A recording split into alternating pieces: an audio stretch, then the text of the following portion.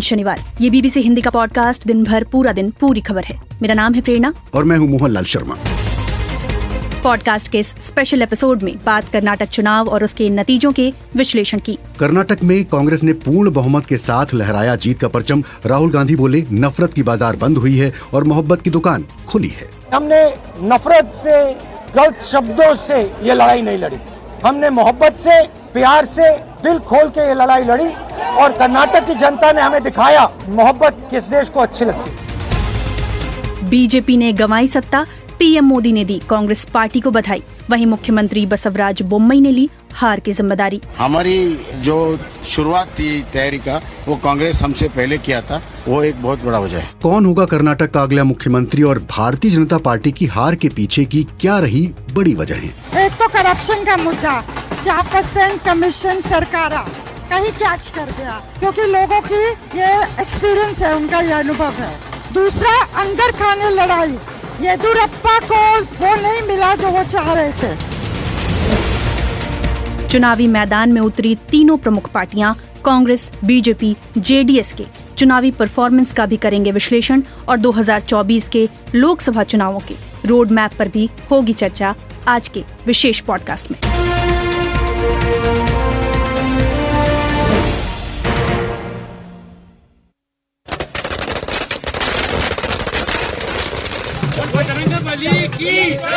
बोल पवन पुत्र हनुमान की बजरंग बली ने तोड़ दी भ्रष्टाचारों की नदी। ढोल, नगाड़े, पटाखे और नारे बजरंग बली के जश्न की ये आवाजें देश भर में मौजूद कांग्रेस पार्टी के अलग अलग दफ्तरों से आ रही हैं और वजह साफ है, कर्नाटक में कांग्रेस की वापसी, प्रचंड जीत उसे हासिल हुई है और बीजेपी हार की तरफ है। और अगर मैं आंकड़ों की बात करूं मोहन, 2024 विधानसभा सीटें हैं कर्नाटक में और मेरी नज़र अभी फिलहाल इलेक्शन कमीशन ऑफ इंडिया की वेबसाइट पर है, भारतीय निर्वाचन आयोग की वेबसाइट पर, क्योंकि अभी 224 कुल जो सीटें हैं उनके नतीजे नहीं आए हैं। तो इस वेबसाइट के मुताबिक अभी फिलहाल कांग्रेस के खाते में 132 सीटें आ चुकी हैं। वहीं भारतीय जनता पार्टी के खाते में है 63 सीट और जनता दल सेक्युलर के खाते में है 19 सीट। वहीं कांग्रेस अभी 4 सीटों पर आगे है। कांग्रेस ने 150 सीटों का लक्ष्य रखा था। अब पार्टी को 150 सीटें तो नहीं मिल रही, लेकिन वो ऐसी पोजीशन में जरूर है कि बिना किसी तोड़ फोड़ के, बिना किसी से मतलब अब खुद वो उस स्थिति में है जहां पर वो अपनी सरकार बनाएगी। ऐसे में कांग्रेस के नेता राहुल गांधी ने पार्टी की जीत पर क्या कहा, ये सुन लेते हैं। कर्नाटक के चुनाव में एक तरफ क्रोनी कैपिटलिस्ट की ताकत थी, दूसरी तरफ गरीब जनता की शक्ति थी और शक्ति ने ताकत को हरा दिया। और यही हर स्टेट में होगा। कांग्रेस पार्टी कर्नाटक में गरीबों के साथ खड़ी हुई, हम गरीबों के मुद्दों पर लड़े और मुझे सबसे अच्छी बात यह लगी कि हमने नफरत से, गलत शब्दों से ये लड़ाई नहीं लड़ी। हमने मोहब्बत से, प्यार से, दिल खोल के ये लड़ाई लड़ी और कर्नाटक की जनता ने हमें दिखाया कि ये देश, मोहब्बत इस देश को अच्छी लगती है। तो ये राहुल गांधी की आवाज थी। वहीं कर्नाटक मोहब्बत अच्छी लगती है देश को। वहीं कर्नाटक कांग्रेस के अध्यक्ष हैं डीके शिव कुमार। पार्टी की जीत पर वो भावुक हो गए मोहन। उन्होंने कहा कि मैंने शीर्ष नेतृत्व को आश्वासन दिया था कि मैं कर्नाटक जीतूंगा। I assured Shrimati Sonia Gandhi, Rahul Gandhi and Priyanka Gandhi and Mr. Mallikaarjun Kharge that I will deliver Karnataka to their fold. I can't DK Shivakumar कह रहे हैं कि मैंने सोनिया गांधी, राहुल गांधी, प्रियंका गांधी और मल्लिकार्जुन खड़गे को ये भरोसा दिलाया था कि मैं कर्नाटक जीत कर दूंगा। मैं नहीं भूल सकता कि सोनिया गांधी मुझसे मिलने जेल आ रही थी जब इन बीजेपी के लोगों ने मुझे जेल भेजा था। ऐसा भरोसा गांधी परिवार, कांग्रेस पार्टी और पूरे देश ने हम पर दिखाया है। मैं राज्य के सभी नेताओं, सिद्धरमैया, विधायकों और कार्यकर्ताओं को शुक्रिया अदा करना चाहता हूँ। ये कह रहे थे डीके शिव कुमार। वहीं कर्नाटक के मुख्यमंत्री और बीजेपी नेता बसवराज बोम्मई ने पार्टी की हार की जिम्मेदारी अपने ऊपर ली है और कहा है कि कांग्रेस ने चुनाव की तैयारी उनसे पहले ही शुरू कर दी थी। मैं खुद उसका जिम्मेदारी लेता हूं और आगे दिनों में इसका मल्टीपर्पज कारण है। कहीं ना कहीं हमारी जो शुरुआत थी तैयारी का, वो कांग्रेस हमसे पहले किया था, वो एक बहुत बड़ा वजह है। प्रेरणा, अब हम इस पॉडकास्ट में सिलसिलेवार तरीके से कार्यक्रम में विश्लेषण की ओर आगे बढ़ेंगे, लेकिन इससे पहले हम एक बार रुख कर लेते हैं सीधे कर्नाटक की राजधानी बेंगलुरु का, जहां पर हमारे सहयोगी पत्रकार जुबैर अहमद मौजूद हैं और बीबीसी संवाददाता जुबैर अहमद के साथ वहां पर मौजूद हैं हमारे सहयोगी इमरान कुरैशी साहब। तो सबसे पहले मैं जुबैर साहब आपके पास आ रहा हूं कि प्रमुख सीटें कौन सी थी और उनका नतीजा क्या रहा? देखिए, जो दिग्गज नेता यहाँ से खड़े हुए थे, जिन्हें पार्टी कांग्रेस और बीजेपी दोनों के बड़े बड़े उम्मीदवार थे, उसमें से सिद्धरामैया और डीके शिव कुमार, जिनकी आवाज थोड़ी देर पहले आपने सुनी, वो दोनों जीत गए हैं। फिर डॉक्टर परमेश्वर जीते हैं और जो मुख्यमंत्री बोम्मई है वो भी जीते हैं, और येदियुरप्पा जो बीजेपी के एक बड़े नेता हैं, कद्दावर नेता, उनके बेटा विजेंद्र जीते हैं। और कुछ हारे भी हैं, जैसे जगदीश शेट्टर जो है वो बीजेपी छोड़कर कांग्रेस में आए थे, उनकी शिकस्त हुई है। और जो हमारे स्वास्थ्य मंत्री यहाँ के हैं वो सुधाकर, वो भी हार गए। जुबैर, हमें ये बताया कि क्या कांग्रेस खेमे में अभी भी जश्न जारी है और बीजेपी पार्टी दफ्तर के बाहर का क्या माहौल है? बिल्कुल जारी है। हम लोग तो वहाँ 12 साढ़े 12 बजे आज दिन में पहुंचे थे। उसी वक्त रुझान थोड़ा सा साफ होता जा रहा था, और जैसे जैसे रुझान ये बता रहा था कि कांग्रेस पार्टी की जीत बिल्कुल यकीनी होती जा रही है, वैसे वैसे वहाँ भीड़ भी इकट्ठा होती जा रही थी और लोग ढोल बाजों के साथ आ रहे थे, पार्टी के झंडे लिए आ रहे थे और राहुल और प्रियंका के नारे लगा रहे थे। और उसके बाद शाम में जब हम गए 5 साढ़े 5 के करीब, तो वहाँ पर तो बिल्कुल जश्न का माहौल था, ढोल बाजे बज रहे थे, बहुत सारे जो कल्चरल शोज, जैसे अब ऐसा लग रहा था कोई जो है संस्कृति का कोई शो दिख रहा है वहाँ पर। बहुत जोश था लोगों में से पार्टी के दफ्तर के बाहर। जी जुबैर साहब, मैं आपके बाद अब इमरान कुरैशी साहब को इस कार्यक्रम में शामिल कर रहा हूँ। इमरान साहब, बहुत दिन से आप तमाम खबरें कर रहे हैं, विश्लेषण कर रहे हैं। अब एक सवाल ये है जिस पर सबसे ज्यादा चर्चा हो रही है कि राज्य का अगला मुख्यमंत्री कौन? क्या अभी तो मतलब क्या ये कहा जा सकता है, कोई क्लैरिटी है कि डीके शिव कुमार, सिद्धरामैया या कोई और नाम? जी, कोई अभी तो कोई क्लैरिटी तो नहीं है, मगर जो ये बात स्पष्ट है कि सारे राज्य में जो कैंपेन किए हैं और कांग्रेस और उनके साथ बहुत सारे लोग इकट्ठा हो रहे थे, कोई पब्लिसिटी के बिना, और कोई बसों में या ट्रैक्टरों पे किसी को लेते नहीं आए थे मीटिंग्स के लिए। वो खुद अनाउंसमेंट हो जाता था और सिद्धरामैया साहब आ रहे हैं तो वहाँ लोग इकट्ठा हो जाते थे। तो इस तरह के जो मास लीडरशिप जो दिखाई दी सिद्धरामैया की, वो हमें 1985 में रामकृष्ण हेगड़े को इस तरह का मतलब स्वागत मिलता था जब कभी हुबली या तालुका लेवल में जाते थे मीटिंग्स के लिए। तो वो एक है, और दूसरे डीके शिव कुमार है। मेरे ख्याल से ये तो ये शायद सिद्धरामैया को ही मुख्यमंत्री बनेंगे और शायद थोड़े सालों के बाद डीके शिव कुमार को होंगे, क्योंकि डीके शिव कुमार एक बहुत ही रिसोर्सफुल नेता है जो कोई पार्टी में नहीं है कर्नाटका में। यानी आप कह रहे हैं कि 5 सालों में 2 मुख्यमंत्री होंगे? हो सकते हैं। अच्छा, हो सकते हैं, ये सोच है। अभी तो ये कयास की बात है, सोच की बात है। अब नेता तय किए जाएंगे और नेता तय करने के बाद ये तय होगा कि आगे उस रेस में कौन निकलता है। और कभी कभी भारतीय राजनीति नए चेहरों को भी ले आती है, और खासकर ये देखा जाए कि जिसके नाम के बारे में आपने सोचा नहीं, वो पता चलता है कि आपका मुख्यमंत्री होने वाला है। तो इमरान साहब, मैं आपके पास बाद में लौटूंगा, लेकिन सबसे पहले इस कार्यक्रम में अब हम थोड़ा सा आगे बढ़ रहे हैं और उसकी बात करेंगे जिसकी जीत हुई। कांग्रेस पार्टी को कम से कम 150 सीट दिलवानी है। अगर 150 सीटों से कम आई तो बीजेपी फिर से सरकार को, एमएलए को खरीदने की कोशिश करेगी। मेरी बहनों और मेरे भाइयों, अपना ध्यान अपने भविष्य पे रखो। बड़े से बड़ा नेता आ जाए आपके सामने, आपकी बात नहीं की तो उसकी बातें को परे कर दो। अपना ध्यान अपनी समस्याओं पर, अपने बच्चों के भविष्य पर, अपने पेट भरने पर आप अपना ध्यान एकदम सटीक रखो, उसको हिलने मत दो। कर्नाटका के सभी भाई बहनों, कर्नाटका को भाजपा की लूट से बचाने के लिए इस 10 मई को भारी बहुमत से जिताए। तो आवाज़ सुनकर श्रोता समझ ही गए होंगे कि बात कांग्रेस की हो रही है। इस बार चुनावी मैदान में कांग्रेस पार्टी कहें या गांधी परिवार के तीनों ही प्रमुख चेहरे दिखाई दिए और सुनाई दिए मोहन।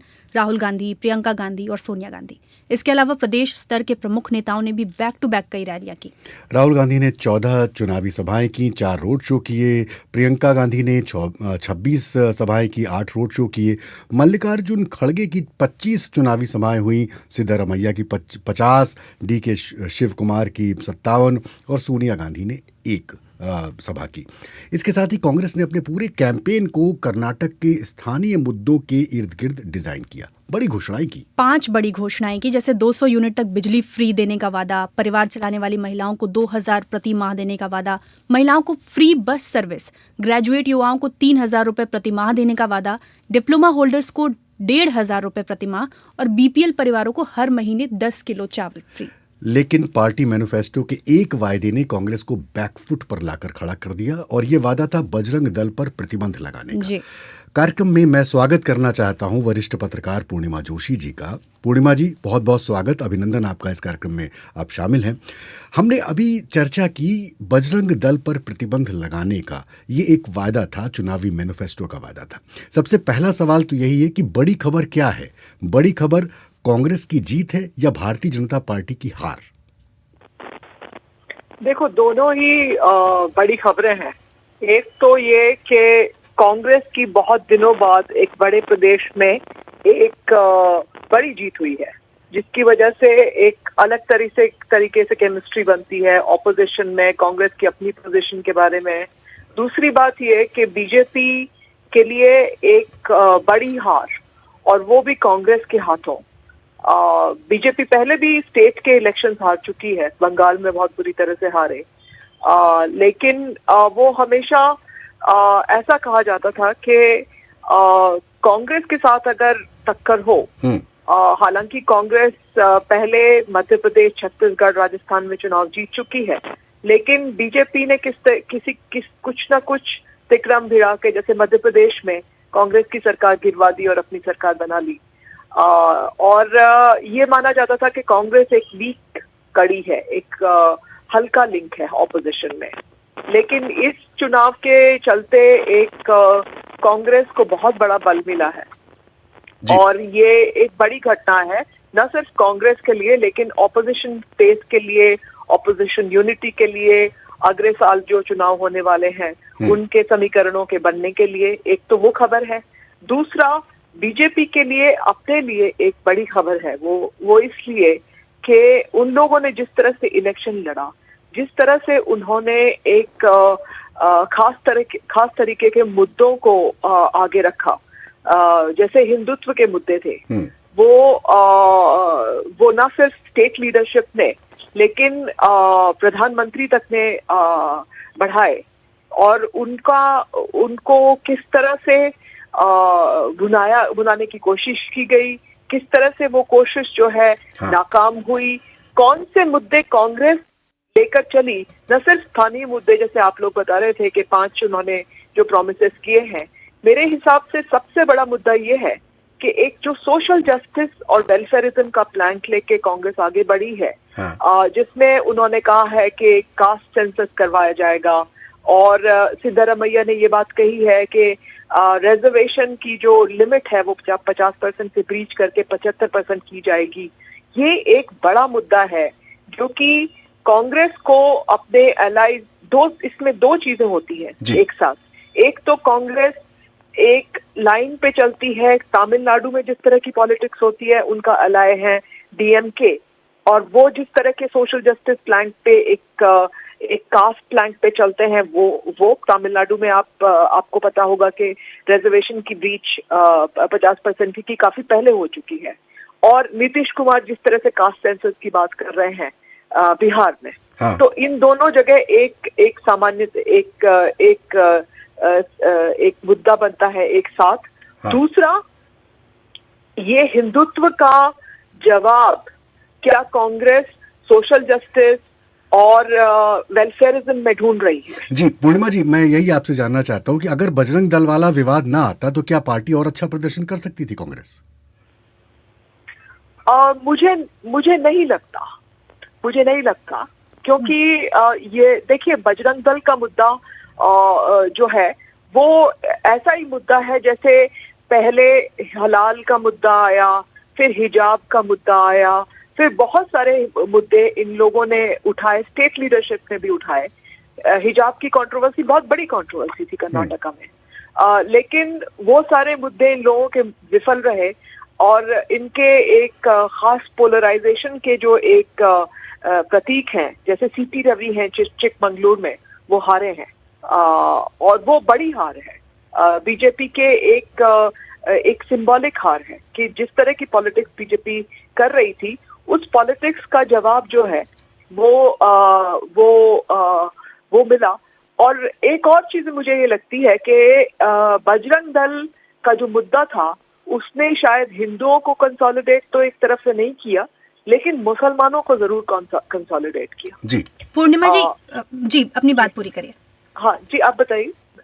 हाँ जी, मेरा सवाल ये था कि संक्षेप में बस हमें ये समझाएं कि 3 अहम कारण कौन से रहे कांग्रेस की जीत के, और क्या भारत जोड़ो यात्रा का असर रहा इस जीत के पीछे? देखिए, भारत जोड़ो यात्रा का एक असर ये था कि उसने एक पहल की एक चुनावी माहौल बनाने की। दूसरा, जो वहाँ के 2 बड़े चेहरे हैं, डीके शिव कुमार और सिद्धारमैया, उनको एक स्टेज पे आके खड़ा किया, उनकी दोनों की यूनिटी की बात की और परिवार में जो कलह है उसको बाहर आने से रोकने की बात की। और उसमें राहुल गांधी की एक भूमिका थी, तो वो वहां से ये मामला शुरू हुआ।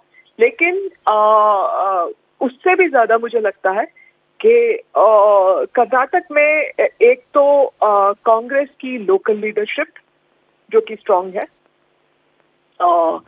दूसरा उनका जो काडर है, कांग्रेस के अपने 75 लाख वर्कर्स हैं कर्नाटक में, वो एक बड़ी वजह है। मतलब ऑर्गेनाइजेशन जो है वो स्ट्रांग है। तीसरा, जो मुद्दे उन्होंने उठाए, जैसे कि आपने कहा भी 5 जो उनके वायदे रहे चुनावी मैनिफेस्टो में। दूसरा, जो जिस तरह से मैं बता रही हूँ, सोशल जस्टिस का एक प्लैंक रहा कांग्रेस का।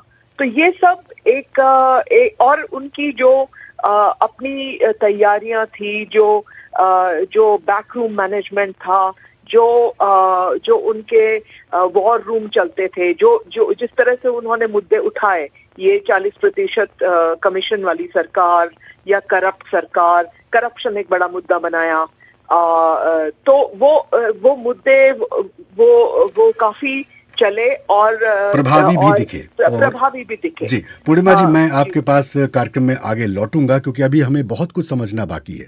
कांग्रेस पार्टी की हम बात कर रहे हैं क्योंकि आज कांग्रेस पार्टी जीत गई है। राज्य में अपना सब कुछ दांव पर लगाने के बाद भी हार का सामना करने वाली भारतीय जनता पार्टी की बात करनी जरूरी है। क्या कर्नाटक गाली देने वालों को कभी माफ करता है क्या? कभी करता है क्या? इस बार क्या करोगे? क्या करोगे? गाली देने वालों को सजा करोगे? जब पोलिंग बूथ में बटन दबाओ ना, तब जय बजरंगबली बोल करके सजा दे देना इनको। बहनें मेरी बात खास सुने, कांग्रेस घाटी में भी आ गई तो ऑल टाइम हाई करप्शन होगा, ऑल टाइम हाई परिवारवाद होगा। तो ये हमने चुनाव प्रचार जो कैंपेन जिस तरह से भारतीय जनता पार्टी ने चलाया, वो 2 बड़ी आवाजें प्रधानमंत्री नरेंद्र मोदी की और गृह मंत्री अमित शाह की आवाजें हमने सुनी। बहुत जोर लगाया भारतीय जनता पार्टी ने चुनावी कैंपेन में किया और इस बार पार्टी ने जो है वो पूर्ण बहुमत पाने का लक्ष्य रखा था। बड़े चेहरे जितने भी हैं पार्टी के, चाहे वो जेपी नड्डा हो, चाहे राष्ट्रीय स्तर के सारे बड़े चेहरे वहां पर उतर गए। वहीं राज्य स्तर के भी बड़े चेहरे थे। बीएस येदियुरप्पा, बोम्मई की कई चुनावी सभाएं और रोड शो हुए। खुद प्रधानमंत्री ने आखिरी समय तक 19 जनसभाएं और कुल 6 रोड शो किए। मोहन, लगभग 1 हफ्ते का वक्त उन्होंने कर्नाटक में बताया। मुस्लिम आरक्षण खत्म करने और कांग्रेस पार्टी सोनिया गांधी को घेरने के हर मौके को बनाया, खासकर बजरंग दल के बैन को बजरंग बली के अपमान से जोड़ना और प्रधानमंत्री मोदी पर खड़गे की टिप्पणी को उनके अपमान से जोड़ना। लेकिन इन सारे फैक्टर्स के बावजूद भारतीय जनता पार्टी सिमटती हुई नजर आ रही है और उसका प्रदर्शन, मतलब सत्ता तो गंवा दी। तो क्या 3 बड़ी वजहें रहीं? ये सवाल पूछा वरिष्ठ पत्रकार नीरजा चौधरी से। 3 वजह हैं जिस वजह से बीजेपी की अभी ये हालत है। एक तो करप्शन का मुद्दा, 4% कमीशन सरकारा कहीं कैच कर गया, क्योंकि लोगों की ये एक्सपीरियंस है, उनका ये अनुभव है। दूसरा, अंदर खाने लड़ाई, येदियुरप्पा को वो नहीं मिला जो वो चाह रहे थे, और कहीं ना कहीं उसका रिजल्ट, उसका कहीं ना कहीं इम्प्लीकेशन हुआ है। लिंगायत में सेंध लगी दिखती है। और तीसरा, लोगों की जो आर्थिक कठिनाइयाँ, महंगाई, बेरोजगारी और हिंदुत्व का मुद्दा कुछ जगहों पे काम किया है, कोस्टल कर्नाटक की तरह, पूरी जगह नहीं काम किया। बजरंग बली के बारे में प्रधानमंत्री ने मुद्दा बनाने की कोशिश की, पर उतना उसका इफेक्ट नहीं हुआ है, ऐसा लग रहा है। जी, ये वरिष्ठ पत्रकार नीरजा चौधरी की आवाज़ सुन रहे थे, जो कि विश्लेषण कर रही थी, अपने हिसाब से बता रही थी। मैं कार्यक्रम में वापस पूर्णिमा जी के पास चल रहा हूँ। पूर्णिमा जी, हमने चुनाव प्रचार कैंपेन जो कि बीजेपी का था उसकी बात की। अगर थोड़ा सा आप हमें सीटों के हिसाब से समझाएं कि बीजेपी को कर्नाटक के किन किन इलाकों में, रीजन में नुकसान हुआ, कहाँ वो पिछड़ गई और किस समुदाय का समर्थन उससे रहा और कौन उससे छिटक गया?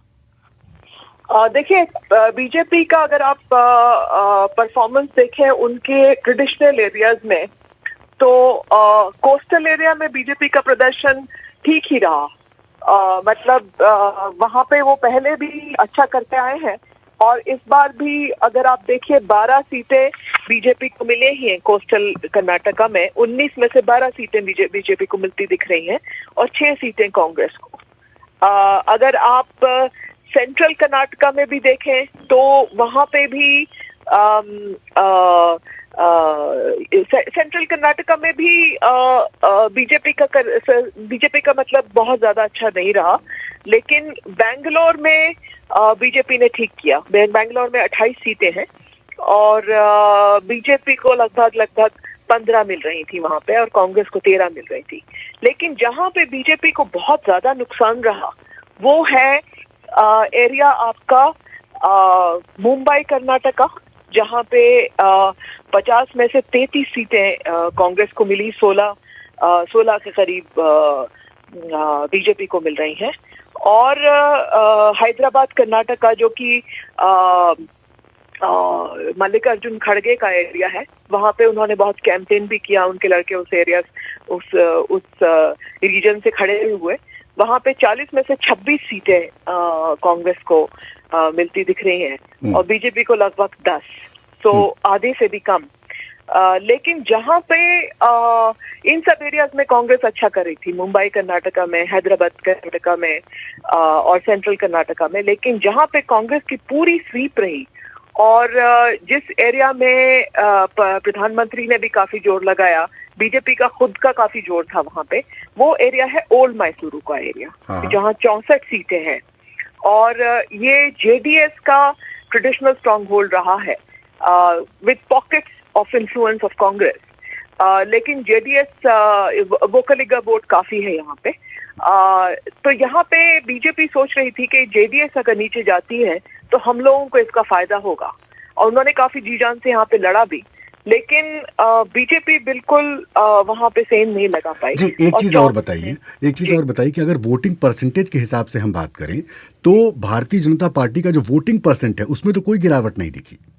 हाँ, वो देखिए, वोटिंग उसी वोट परसेंटेज में बीजेपी की सीटें इतनी कम हुई हैं, जबकि कांग्रेस की तकरीबन 6-7% वोट शेयर में इंक्रीज के हिसाब से उनकी सीटें आगे हो गई हैं। तो उसमें आप ये लगा लीजिए कि बीजेपी का जो हाई परसेंटेज में सीटें हैं, जिन सीटों में बीजेपी का वोट परसेंटेज शेयर 40% से अधिक है, वो सीटें पिछली बार की तरह ही रही।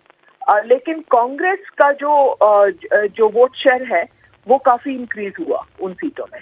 तो बीजेपी जो है उसमें जो आप लड़ाई हुई कांग्रेस के साथ, उस वजह से वहां पे हारती दिखी। हालांकि उनका वोट शेयर इतना ही रहा, लेकिन कांग्रेस का बहुत ज्यादा बढ़ गया। तो कांग्रेस का अगर आप देखें 40% से ज्यादा सीटें जहां कांग्रेस की का शेयर है वो बहुत ज्यादा हाई है। बीजेपी का उतना ही है लेकिन कांग्रेस का बहुत ज्यादा हाई हो गया है। तो इस वजह से बीजेपी की सीटें कम हो गई हैं, कांग्रेस की ज्यादा हो गई हैं उसमें। पूर्णिमा जी, बीजेपी की बात हो गई, कर्नाटक की बात हो गई, तीसरी जो मुख्य पार्टी थी वो जेडीएस थी। जेडीएस की सीटें लगातार कम हो रही हैं, इसके पीछे की वजह थोड़ा समझाएं, और इस बार किस भूमिका में होगी पार्टी, क्योंकि कांग्रेस पूर्ण बहुमत में है, बीजेपी विपक्ष में रहेगी, जेडीएस की क्या भूमिका? बहुत खराब रिजल्ट है ये, क्योंकि जेडीएस को बहुत उम्मीद थी कि एक हंग हाउस होगा, बहुत सारे एग्जिट पोल प्रोडिक्ट भी कर रहे थे कि हंग हाउस होगा, और वो इसी ताक में थे कि किसी भी पार्टी के साथ समझौता करके हम लोग सत्ता में आ जाएं।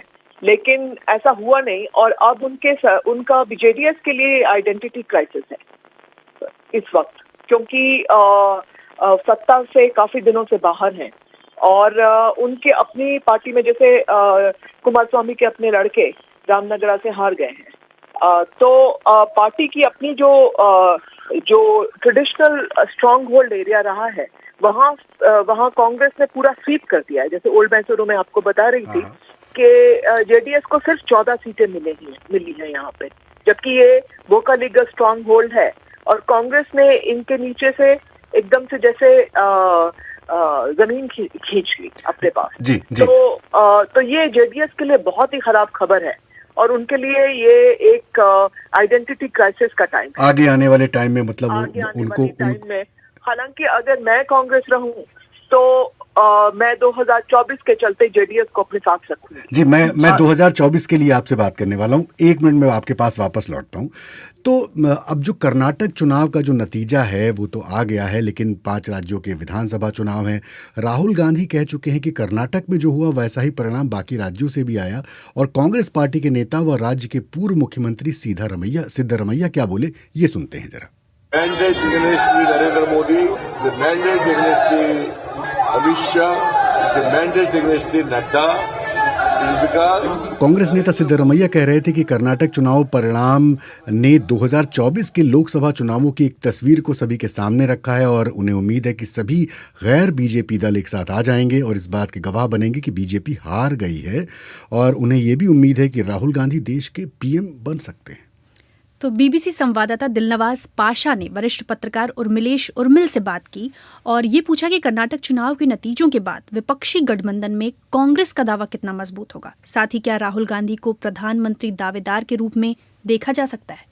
मुझे लगता है कि ये थोड़ा जल्दी है, दावा मजबूत नहीं होगा, लेकिन विपक्षी एकता को एक संजीवनी मिली है और कांग्रेस को भी एक संजीवनी मिली है, तो वो ज्यादा बेहतर तरीके से, ज्यादा मजबूत तरीके से विपक्षी एकता में काम कर सके। लेकिन अगर कांग्रेस, मैं समझता हूँ कि ये गलती करेगी कि वो समझे कि अब उसकी दावेदारी बॉस बनने की हो गई है विपक्षी एकता में, तो ये मुश्किल होगी। वो ज्यादा मदद कर सके, ज्यादा ताकत के साथ खड़ी हो सके या विपक्षी एकता को ज्यादा मजबूत कर सके, इस भूमिका में उसको रहना चाहिए, इस संजीवनी का फायदा ऐसे उठाना चाहिए। लेकिन वो समझे कि वो ही सबसे बड़ी पार्टी होगी और वो बॉस बनेगी, उनके अम्ब्रेला में नीचे आए, तो ये एक कोई बहुत समझदारी वाला फैसला फिलहाल मुझे दिखाई नहीं देता है किस तरह से चलेंगे। इन नतीजों से राहुल गांधी की जो भारत जोड़ो यात्रा के बाद छवि बनी थी, क्या वो और बेहतर होगी? क्या वो एक केंद्रीय नेता के रूप में स्थापित हो सकेंगे नरेंद्र मोदी के खिलाफ? कांग्रेस के नजरिए से देखा जाए तो राहुल गांधी हमेशा से ही कांग्रेस के बड़े नेता और केंद्रीय नेता है, मल्लिकार्जुन खड़गे के अध्यक्ष बनने के बाद। लेकिन भारत जोड़ो यात्रा में कर्नाटक में उन्होंने बहुत वक्त निकाला और कर्नाटक में सरकार बन गई है, तो जाहिर है कि कांग्रेस के ज्यादातर नेता अपने राष्ट्रीय अध्यक्ष, जिनकी होम स्टेट है कर्नाटक का, उससे को भूल कर पहले राहुल गांधी जी को क्रेडिट देंगे। और राहुल गांधी की जो छवि है भारत जोड़ो यात्रा से बेहतर हुई थी, उसमें जाहिर तौर पर एक इजाफा होगा, क्योंकि इस दौरान भी उन्होंने अच्छे से प्रचार किया था। हालांकि मैं उनकी जो स्ट्राइक रेट देख रहा हूँ वो करीब 35% है, यानी जिन सीटों पर उन्होंने प्रचार किया भारत जोड़ो यात्रा में, उसमें से 35% सीटें कांग्रेस ने जीती है। लेकिन उनकी छवि में जाहिर तौर पर बड़ा इजाफा होगा। वरिष्ठ पत्रकार उर्मिलेश की हम टिप्पणी सुन रहे थे। पूर्णिमा जी, मैं वापस आपको कार्यक्रम में शामिल कर रहा हूं। हम 2024 के चुनावों की बात कर रहे हैं। अब तक विपक्षी एकता के गठबंधन को मजबूत बनाने के लिए तमाम स्तर पर प्रयास हो रहे हैं। नीतीश कुमार एक मुहिम चला रहे हैं, पश्चिम बंगाल की मुख्यमंत्री के साथ मुलाकात करते हैं, उत्तर प्रदेश के मुख्यमंत्री पूर्व मुख्यमंत्री अखिलेश यादव से मुलाकात कर चुके हैं, शरद पवार साहब एक अलग मुहिम चला रहे हैं। तो इसको और इस सारे परिप्रेक्ष्य में अगर देखें तो कांग्रेस को साथ लेने की बात होती है, लेकिन कांग्रेस का वो रोल नहीं दिखता। अब इस चुनाव के बाद कांग्रेस की जो भूमिका है वो बृहत्तर अगर अलायंस की बात करें बढ़ जाएगी, और इसे आप कैसे देखते हैं नरेंद्र मोदी के खिलाफ चुनौती के लिए? देखिए, विपक्ष में अभी तक दो मत रहे हैं।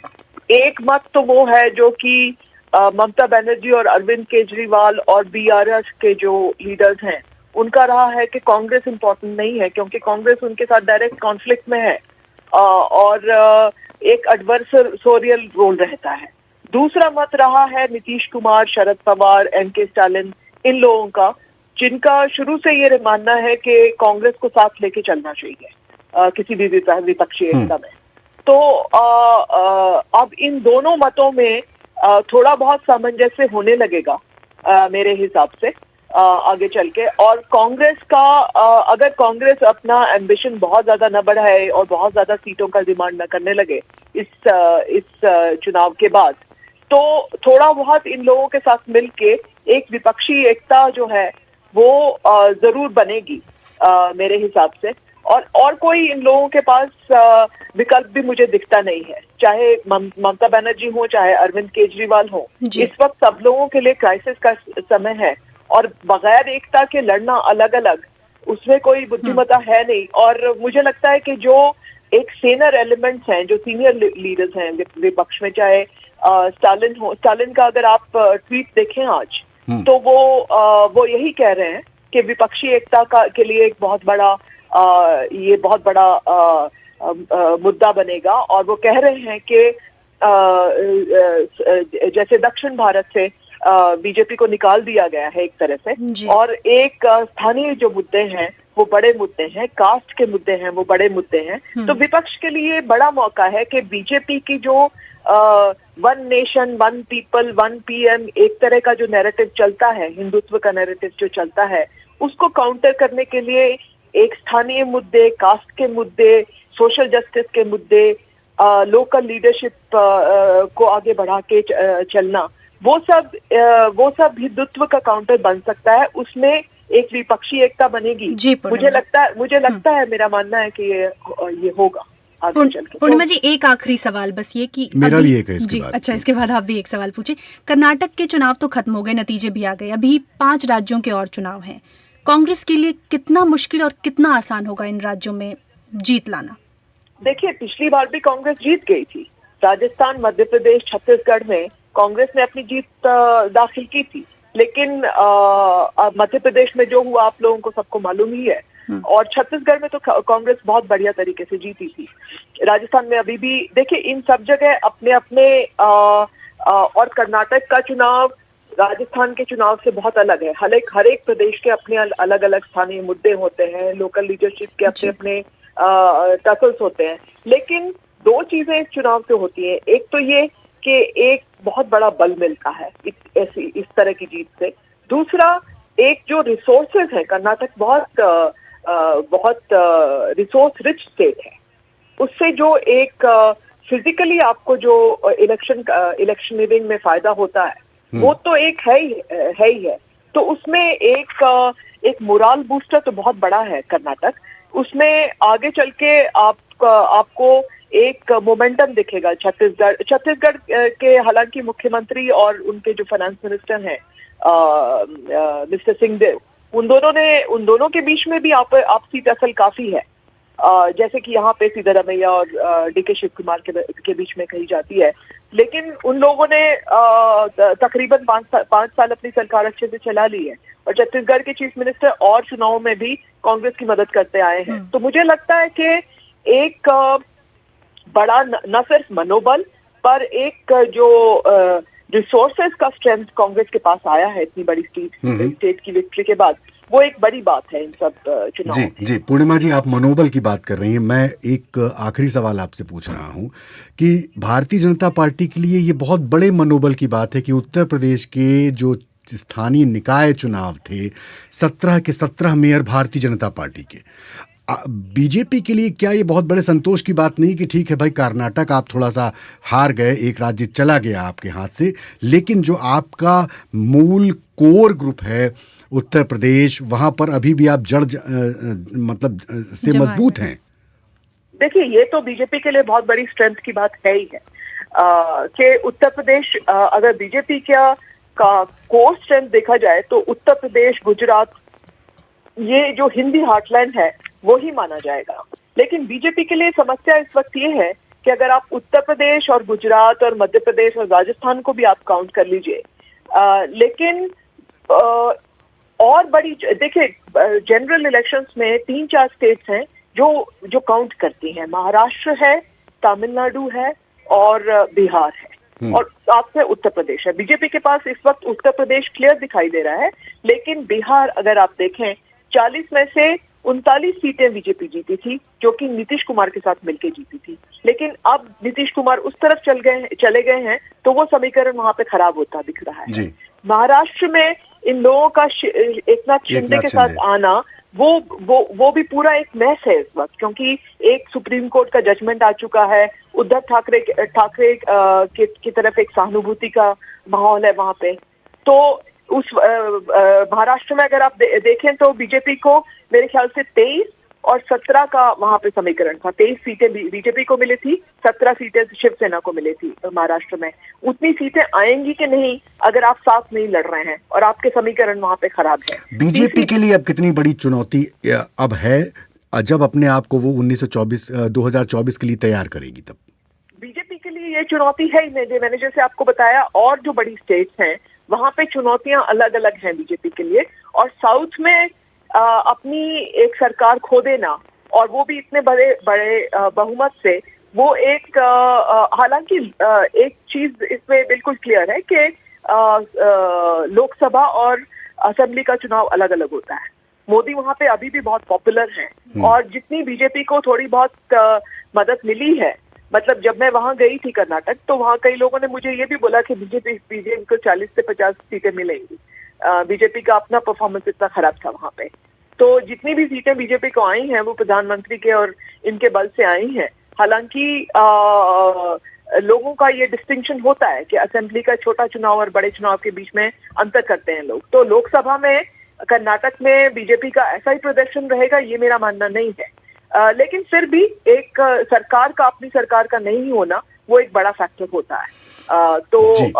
ये सब चुनौतियां बीजेपी की रहेंगी 2024 में। जी, तो भारतीय जनता पार्टी के लिए चुनौती ये रहेगी कि 2024 में उसकी रणनीति क्या होती है। पूर्णिमा जी, इस कार्यक्रम में शामिल होने के लिए और विश्लेषण करने के लिए आपका बहुत बहुत शुक्रिया। और प्रेरणा, अब वक्त है विदा लेने का इस वादे के साथ कि अब आपसे अगली मुलाकात। आज तो हमारा विशेष कार्यक्रम था, बिल्कुल शनिवार को हम नहीं आते, लेकिन आज हम आए अपने श्रोताओं की मांग पर। अगली मुलाकात सोमवार को होगी। सोमवार को आप होंगे, हम होंगे, और बीबीसी का ये जो कार्यक्रम है पॉडकास्ट दिन भर होगा। तब तक bbchindi.com पर खबरों का सिलसिला लगातार जारी है। मुझे यानी कि मोहनलाल शर्मा को और प्रेरणा को दें इजाजत। नमस्कार। बताना जरूरी है कि 2 लोग, रविशंकर कुमार और तिलक राज भाटिया, स्टूडियो की कमान संभाल रहे थे। नमस्कार।